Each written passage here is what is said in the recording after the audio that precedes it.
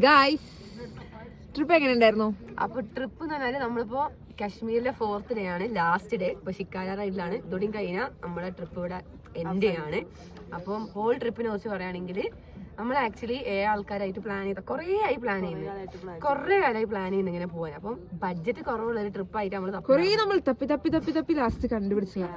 കൊറേ ലാസ്റ്റ് നമ്മള് കൊറേ ഏജൻസീസ് നോക്കി ഒക്കെ നോക്കി. അങ്ങനെ നമുക്ക് ബഡ്ജറ്റ് ഫ്രണ്ട്ലി ആയിട്ട് നല്ല അടിപൊളി ബഡ്ജറ്റിൽ കിട്ടിയതാണ് ബാഗ് മൈ ട്രിപ്പിന്റെ ഒരു ഇതായിരുന്നു. ജേർണിനെ കുറിച്ച് പറയാം.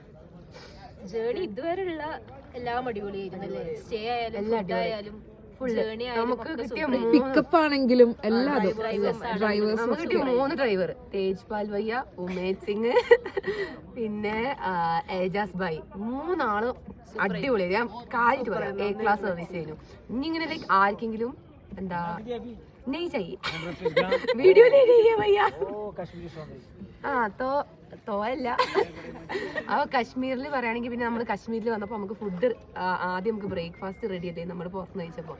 അപ്പൊ എന്ത് നമ്മളെ ഹോട്ടലിലെ തൊട്ട മുന്നിൽ തന്നെ ഒരു കേരള റെസ്റ്റോറന്റ്, മന്തി, സൂപ്പർ മന്തി, കേരളയിലെത്തിയ മന്തി ഉണ്ടായിരുന്നു, പൊറോട്ട, എല്ലാം.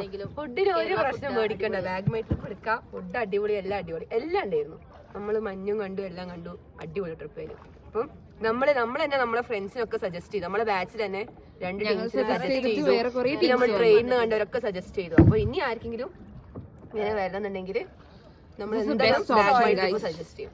ശരിക്ക് ഈ ഒരു പൈസക്ക് നമ്മൾ കുറെ തപ്പിയൊന്നും കിട്ടാത്ത, അപ്പൊ ഈ ഒരു പൈസക്ക് ഏറ്റവും ബെസ്റ്റ്.